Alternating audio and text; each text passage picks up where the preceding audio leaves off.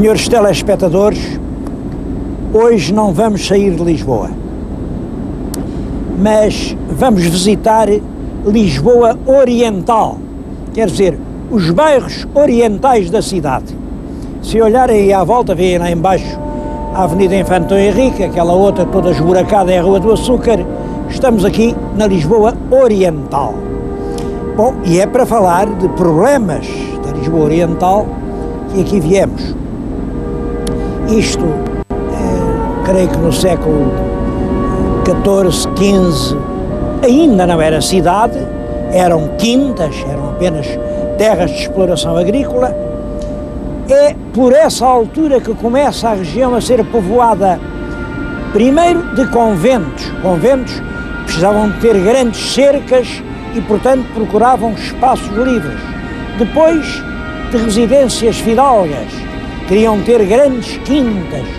E chega ao século XVIII como um espaço de belas residências solarengas, famílias ilustres, grandes edifícios monásticos. E é nesse estado que vem a Revolução Liberal. A Revolução Liberal fecha os conventos, muitas famílias fidalgas tiveram que fechar os seus palácios e fugir, e é então que começa a reconversão desta Lisboa Oriental fidalga e devota numa cidade industrial. Reparem que eu estou a falar-lhes com a voz um pouco mais alta, porque estou rodeado de fábricas e vem ruído de todos os lados. E instintivamente, mesmo sem querer, eu levanto a voz para me ouvir. Portanto, a segunda fase, uma cidade industrial.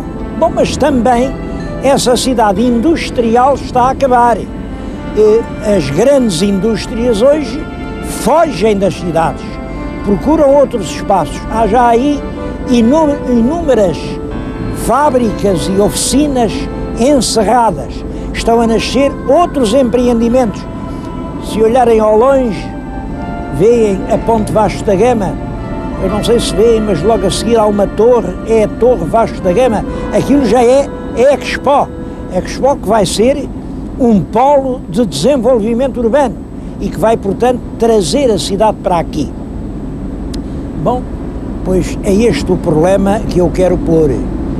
A cidade solarenga, fidalga e conventual transforma-se em cidade de oficinas, de trabalho, de bairros operários. A cidade do trabalho e das fábricas vai se transformar na cidade de Expo. E depois, porque entretanto, esses palácios, essas belas igrejas, esses claustros preciosos, ficou tudo um pouco ao abandono. São hoje joias mal paradas. Bom, o meu programa é exatamente sobre joias mal paradas.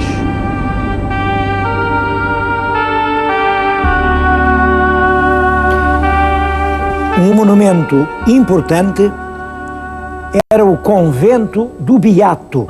Bom, chamava-se-lhe do Beato porque na construção teve um papel importante o Beato António.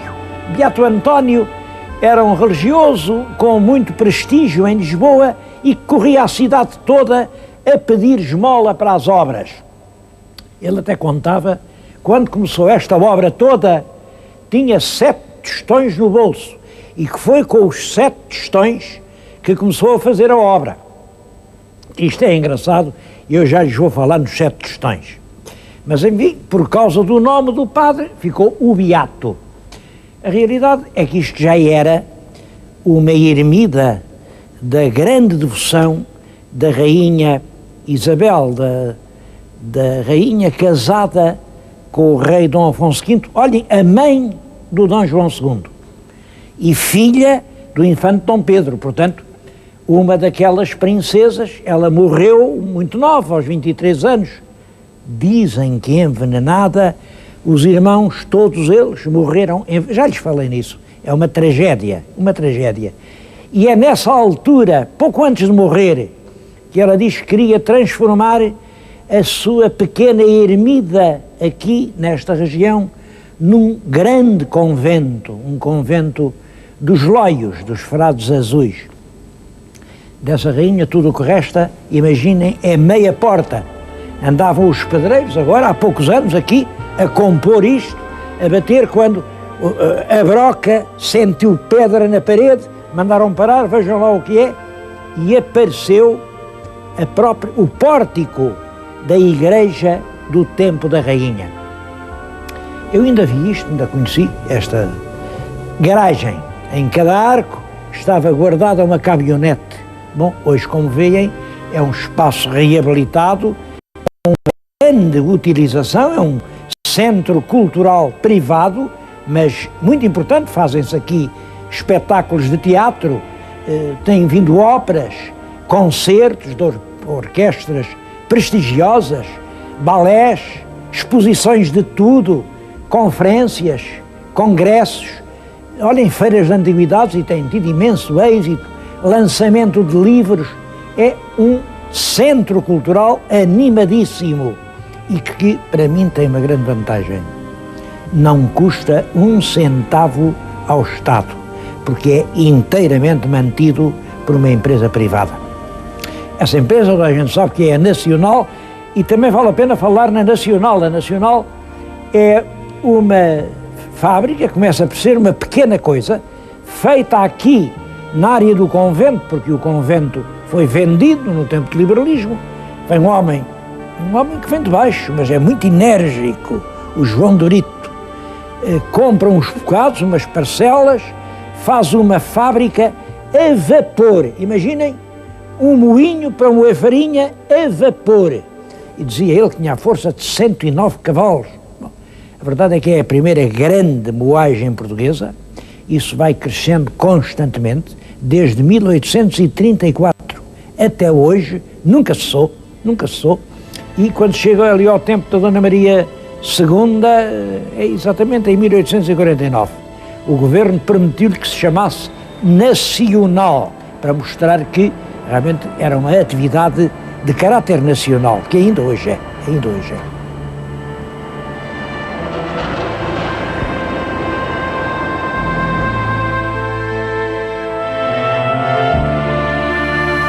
Todas essas bolachas lembram a minha infância.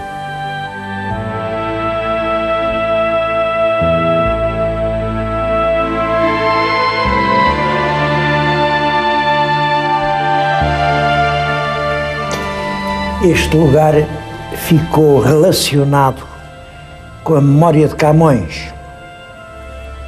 A Capela Mor da igreja, que depois puseram aqui um forno de malte, mas antes disso era o panteão da família Linhares, a família da Dona Violante. A Dona Violante, como sabem, é a mulher que inspira os versos de Camões. E eu estou junto do túmulo do filho dessa Dona Violante de Andrade. É uma pedra que em si mesma tem... é emocionante, isto é emocionante. O que ela diz é o seguinte: sepultura de Dom António de Noronha, primeiro filho do segundo conde de Linhares, Dom Francisco, e da condessa Dona Violante, que os mouros mataram em Ceuta, a 29 de abril de 1553 anos, sendo ele de 17. Portanto, de 17 anos. Dona Joana de Noronha, sua irmã, que nunca casou, fez esta capela à sua custa.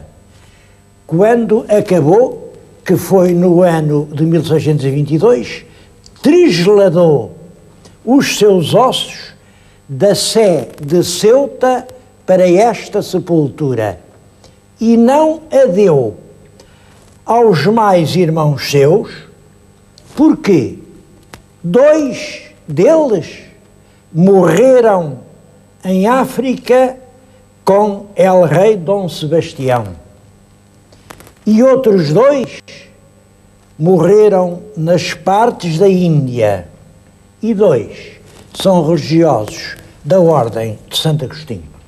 Isto é, como veem, a história de uma geração. Ela enterrou aqui o irmão morto aos 17 anos, em Ceuta. 2 não os pôde enterrar porque esses morreram na Batalha de Alcácer Quibir. Outros 2 tinham morrido nas partes da Índia e eram só vivos 2, porque eram religiosos em Lisboa.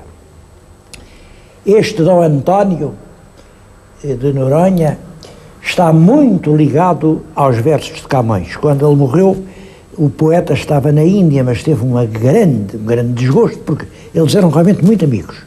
O rapaz morreu valentemente, ele tinha 17 anos, tinha ido para lá acompanhar o tio, que era o governador, e o tio deixou-se cair numa cilada que os mouros lhe armaram. Os portugueses tiveram que fugir, mas o tio não fugiu, e um punhado de grande, 30 ou 40 cavaleiros, não fugiu, aguentou até a morte, mas foram todos mortos e degolados. Este corpo mesmo, que veio para aqui, vindo da Sé de Ceuta, não tem cabeça. Camões, nessa altura, fez um soneto que é célebre e que eu lhes vou ler. Em flor vos arrancou, de então crescida, Senhor Dom António, a dura sorte, donde, fazendo andava o braço forte, a fama dos antigos esquecida. Uma só razão tenho conhecida, com que tamanha mágoa se conforte, que pois no mundo havia honrada morte, não podíeis ter mais longa a vida. Se os meus humildes versos podem tanto, que com o desejo meu se iguala à arte, especial matéria me sereis, e celebrado em triste e longo canto, se morrestes nas mãos do fero Marte, na memória das gentes vivereis. Vejam esta profecia. Não acabaria mais a memória deste jovem herói que aqui está sepultado hoje no que resta das ruínas de um velho forno de malte. Mas toda a família está à volta da parede. Ali está o túmulo do pai e da mãe, do Dom Francisco e da Dona Violante. Logo a seguir estava o túmulo do avô, Dom António de Noronha, o primeiro conde de Linhares, foi interrompido. Além está o terceiro conde casado com a Filipa de Sá. E isso, casado com a Filipa de Sá, isso vou-lhes falar outra vez nos tais 7 tostões do Beato António.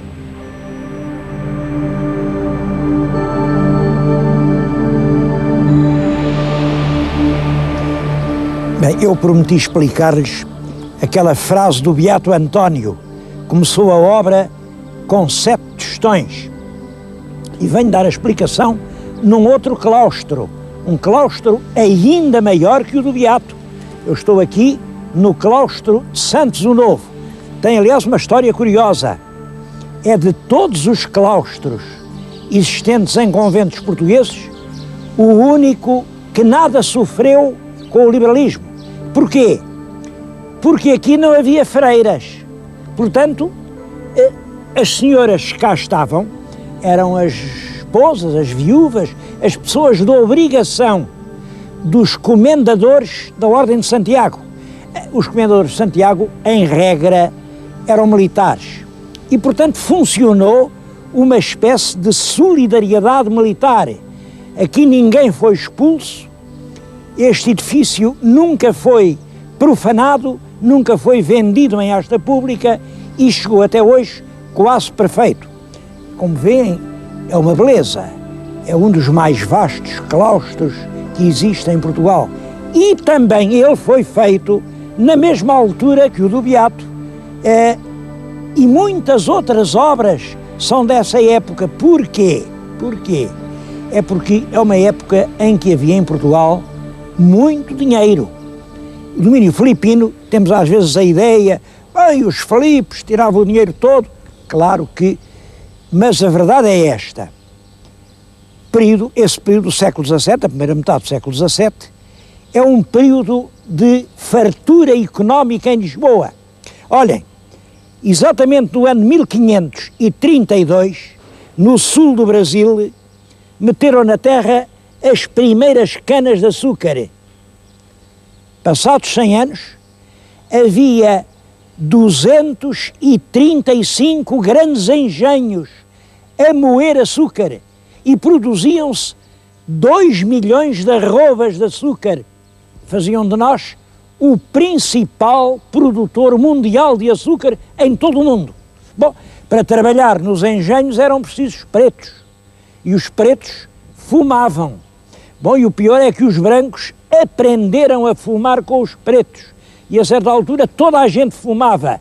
E então temos dois negócios, o açúcar e o tabaco, porque a Europa aprendeu a fumar connosco.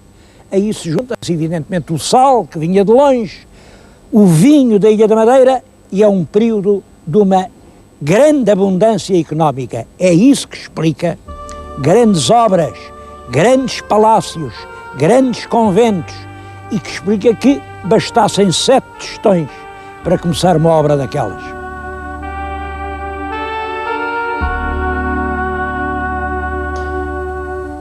Dos antigos palácios da zona oriental, poucos chegaram intactos até hoje. Quase tudo ou foi transformado em barracões, em armazéns, em fábricas, em pátios, em pardieiros habitados por gente pobre. Bom, que eu saiba, há 2 palácios que mantêm ainda as antigas famílias. Um é o Palácio do Grilo, que é dos duques de Lafões, está fechado a 7 chaves e eles não gostam que se vá lá, estão no seu direito. Outro é um palácio que é um dos mais importantes da história de Portugal.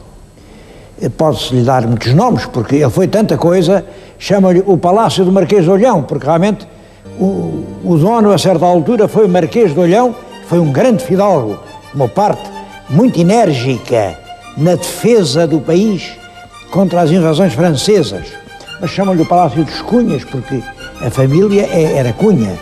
O Palácio dos Monteiros Mores, eles eram os Monteiros Mores do Rei.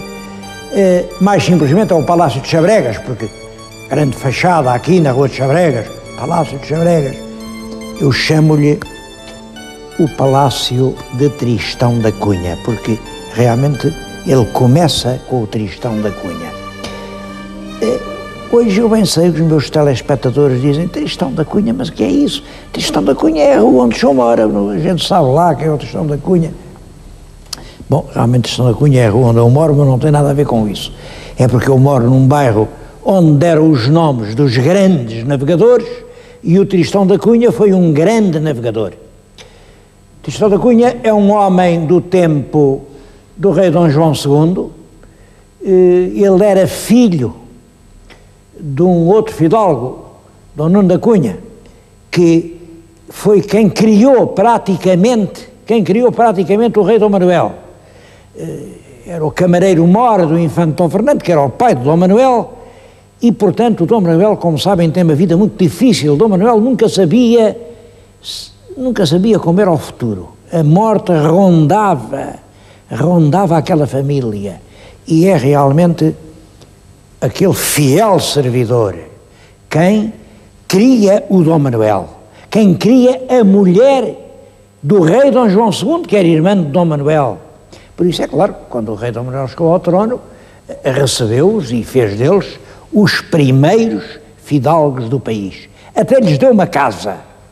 Olhem, a casa é esta. Eu estou na casa que el rei Dom Manuel deu ao fidalgo Tristão da Cunha em prémio da sua lealdade. Depois, quando Dom Manuel teve que nomear um vice-rei para a Índia, reparem, vice-rei é o cargo logo abaixo de rei.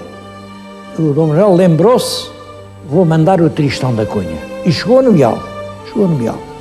A Tristão da Cunha não tinha uma saúde sólida, cegou, estava sem vista, teve que ir o Dom Francisco de Almeida, mas logo que o Tristão da Cunha recupera a vista, exige ao rei: eu quero ir à Índia. Não vão dizer que não, eu quero ir à Índia. E o rei mandou-o para a Índia, numa armada, por sinal que é nessa viagem que ele descobre uma ilha remota, uma ilha sem ninguém, uma ilha deserta, uma ilha com grandes montanhas, chamou-lhe Ilha de Tristão da Cunha. Quer dizer que este palácio tem uma irmã, ao sul do Atlântico, perto do Cabo da Boa Esperança. Foi à Índia, prestou realmente grandes serviços, voltou ao reino, esteve aqui, vivia nesta casa. O filho dele, que era o Nuno da Cunha, foi vice-rei da Índia e foi um grande vice-rei, esteve lá 10 anos. Enquanto ele lá esteve, as armas portuguesas tiveram sempre prestígio, ficaram sempre bem colocadas. Bom, é um palácio. Depois disso foi muita coisa, por exemplo, olha, na restauração, a famosa restauração de 1640, e a gente vai ao Recife, vê aquele palácio, este palácio era aqui que se reuniam os conspiradores. Bom, não é bem assim. A conspiração que leva ao 1º de dezembro começa nesta casa. Foi aqui, foi nestas salas que os conspiradores se reuniram. É claro, isto fica um bocado longe do centro da cidade e depois, quando já estava mais perto, começaram a reunir-se no Rossio.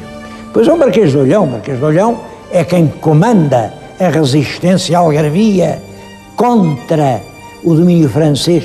Em suma, é um sacrário de história. Desse Marquês de Olhão até gostava de lhes contar uma coisa bonita, porque ele, nessas guerras, habituou-se de tal maneira a não viver num luxuoso palácio, mas numa tenda de campanha, que aqui, neste Palácio de Chabregas, mandou pintar a lona da tenda nas paredes do quarto, e era lá que ele dormia. Vamos ver isso. Como vê, as paredes estão pintadas com o efeito da tenda. Está a abertura, ao fundo vê-se bem o campo de batalha. Até é engraçado que, pois ele era muito idoso. O nome era Dom Francisco da Cunha Mendonça e Menezes. E quando o velho general já nem podia dar um passo fora de casa, ainda queria sair da tenda e ir passear na floresta. No quarto a seguir mandou pintar a floresta. O que eu acho curioso é isto. Há países onde as simples patadas de um cavalo de um general que andou lá numa guerra qualquer são objeto de admiração, são conservadas. Aqui temos a própria tenda e ninguém em Lisboa sabe de uma coisa destas.